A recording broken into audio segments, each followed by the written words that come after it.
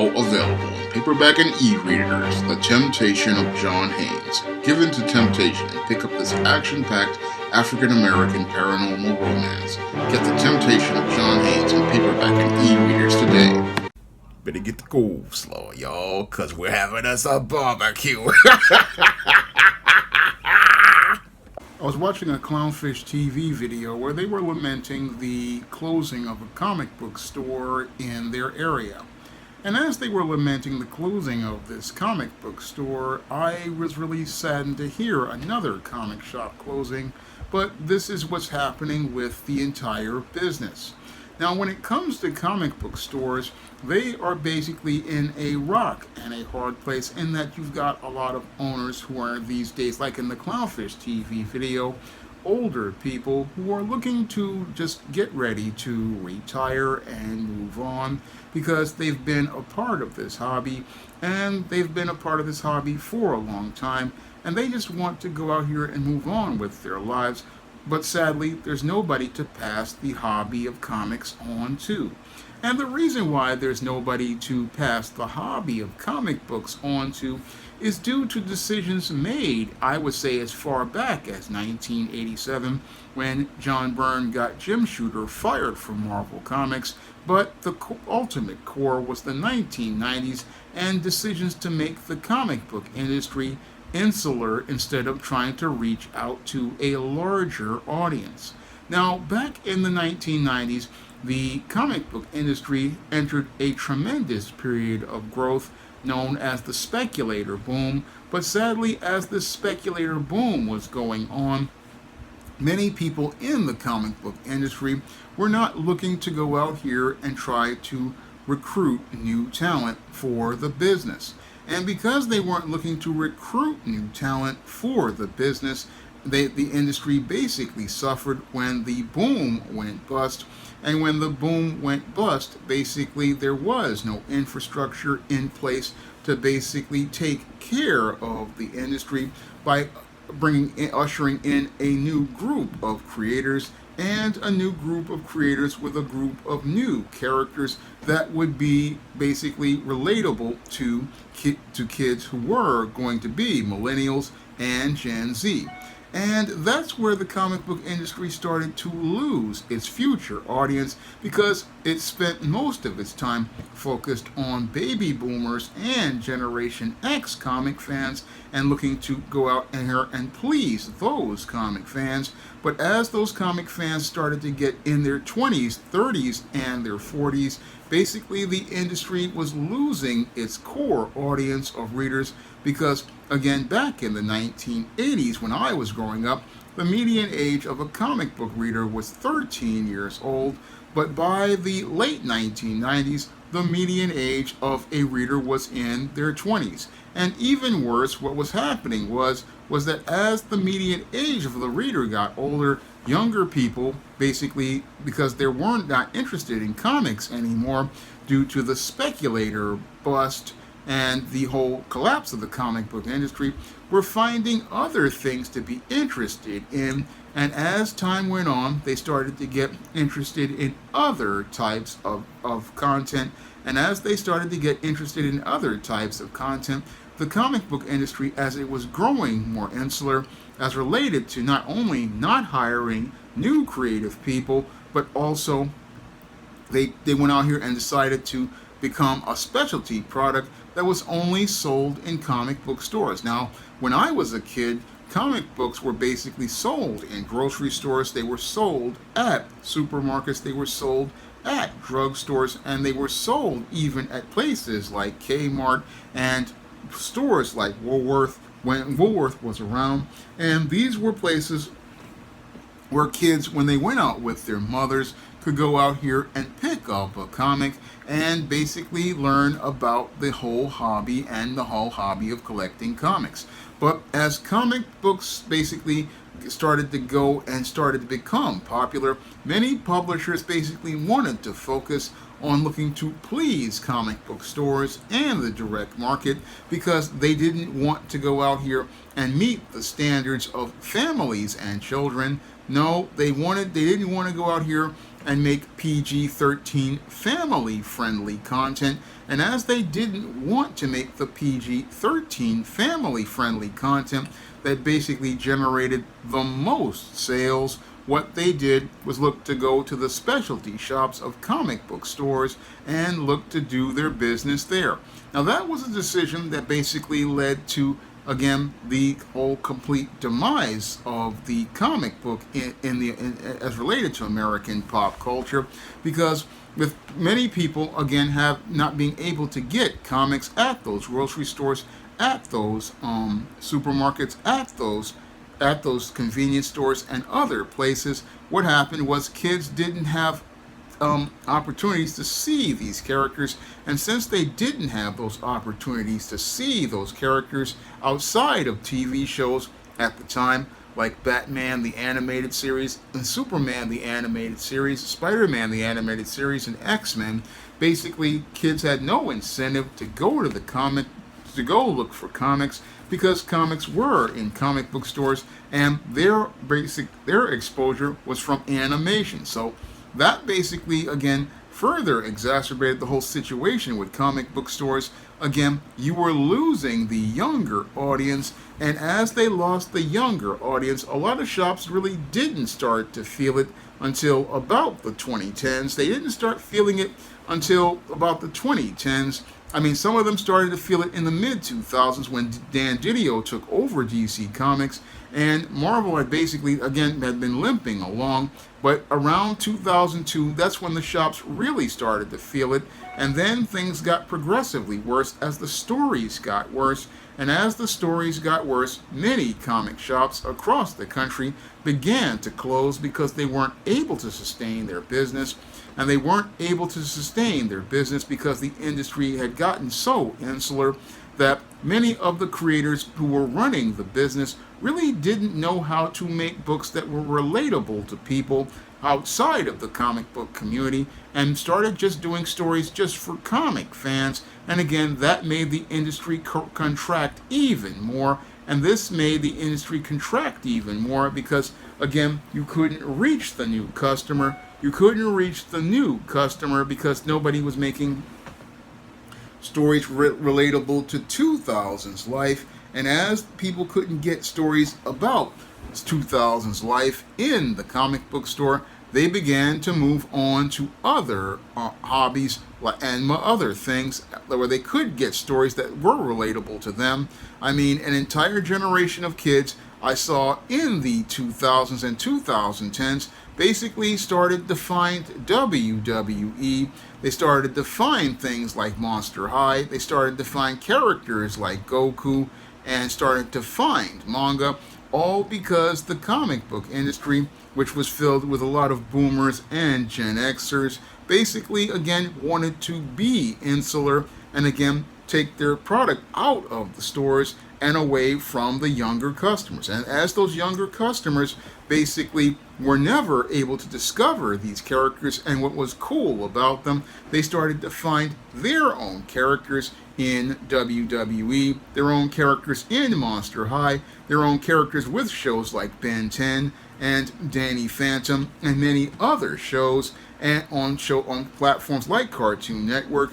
And they began to find a different world, all because many in the comic book industry basically didn't want to go out here and make PG-13 family-friendly comics. And this is what led to, again, I believe, the decline of the comic shops, and that combined with the whole complete creative turn under the authority of Dan Didio and at DC, and the authority of Joe Quesada at Marvel, led to the complete collapse of the comic book industry and comic book stores, because nobody out here currently is making PG-13 family-friendly content, and that's why many kids just don't want to go to comic book stores anymore.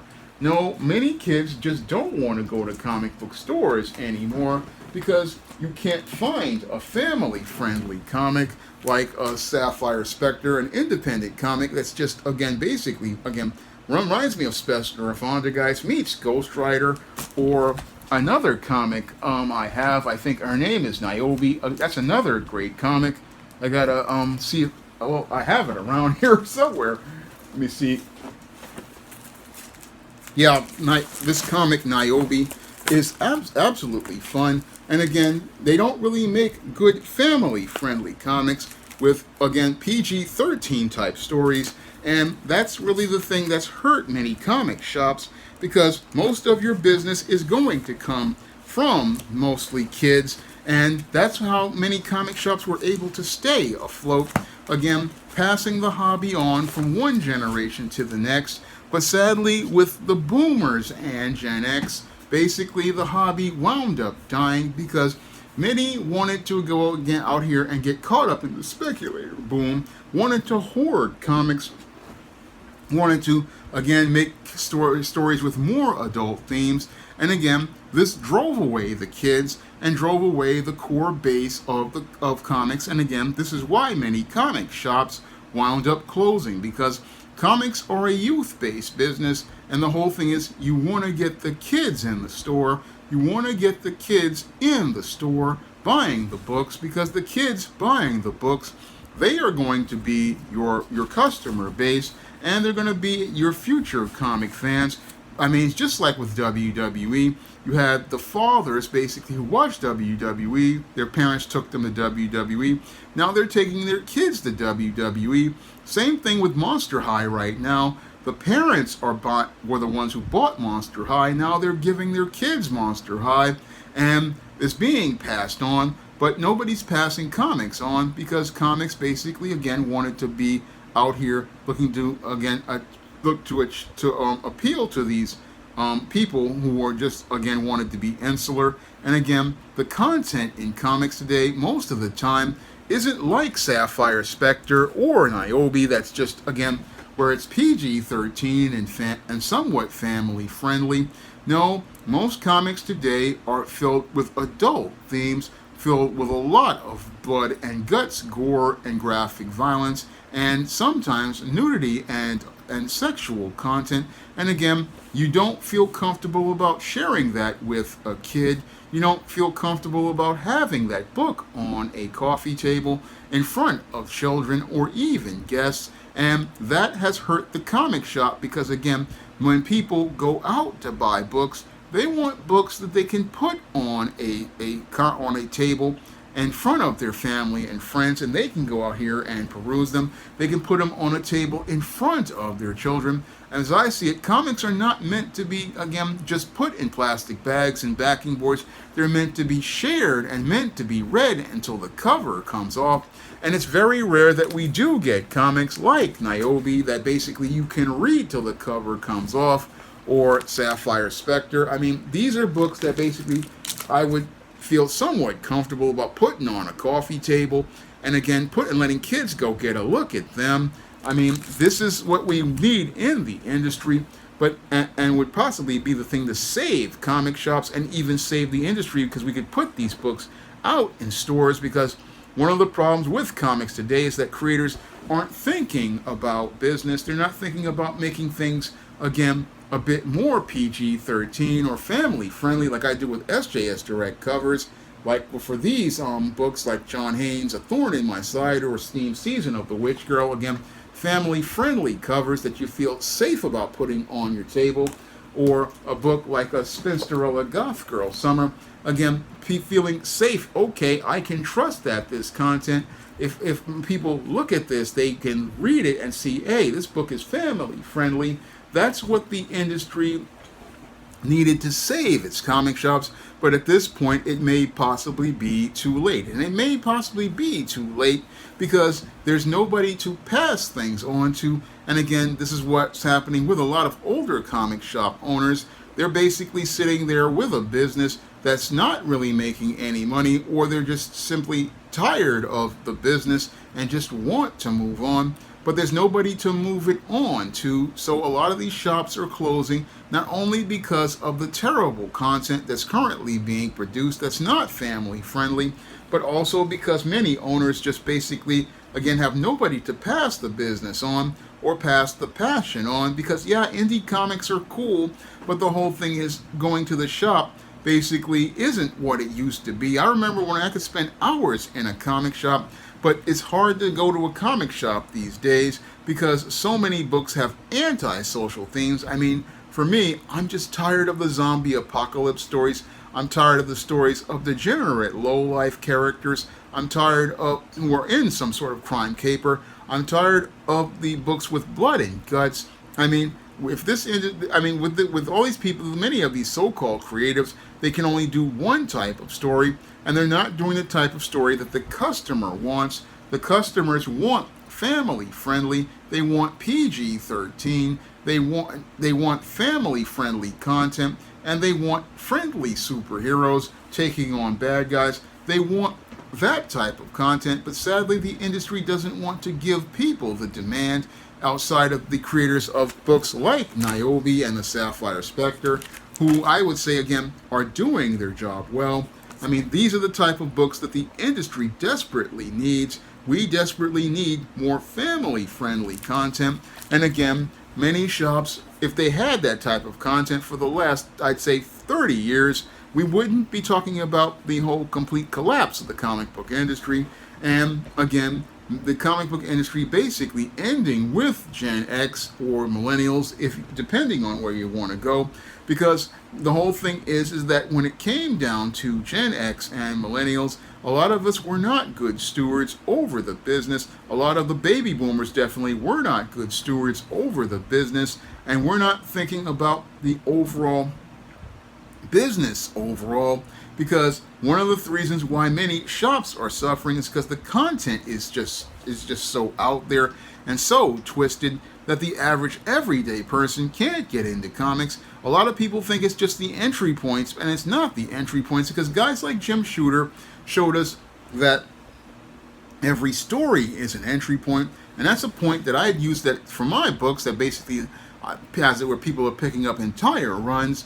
But the whole thing is that if your content is too weird, if your content is too out there, or it's just redundant like many of these zombie apocalypse stories, or these mobster criminal type stories, or these other stories filled with blood and guts, basically you're not going to be able to, again, maintain an audience, because you're not reaching the youngest audience, the audience where the real money is. And the comic book industry, in its efforts to try to cater to the Gen X fanboys in their 20s, basically lost the kid audience, and that's the reason why many comic book stores are struggling at this point, because they don't have the kids coming in, and if you don't get the kids coming in, you're not going to be able to make the money. No, and I urge many comic creators out there, again, you gotta make your content PG-13 and family friendly. That's how you make the money in this business. That's how you get the TV deals. That's how you get the animation deals.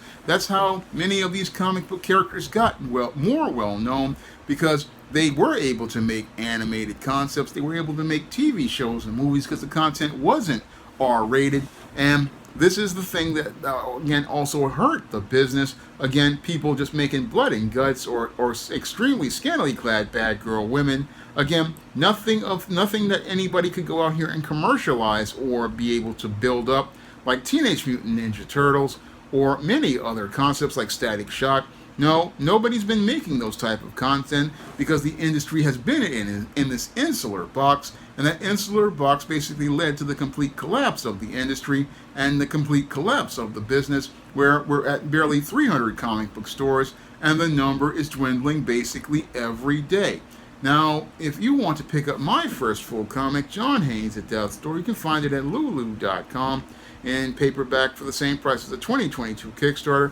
And if you want to check out my other comic, Esteem No Good Deed, you can find that comic on Kindle for just 99 cents. And you can pick up all the PG-13 content in the SJS Direct universe on Amazon.com in paperback and Kindle format. You can also find all of those books at other online booksellers like Google Play, Draft the Digital, and online booksellers like Walmart and Target. And if you want to help me be able to continue making books on the SJS Direct imprint, or continue to stay on the air, you can drop a donation to the Patreon, the PayPal, or the Cash App by clicking the link in the description box. That's all I have to say for this video. You can comment, rate, and subscribe. Now available on Lulu. John Haynes at Death's Door. The man who rules the world takes on the Greek god of death in this action-packed, all-new John Haynes comic book. Get your copy of the first John Haynes comic at lulu.com today. Now available in paperback and e-readers, Isis, Amari's Revenge. The goddess next door is confronted by a Nubian queen out for revenge at the Metropolitan Museum of Art in this inaugural Isis series adventure. Get your copy of Isis, Amari's Revenge in paperback and e-readers at Amazon.com and online booksellers everywhere.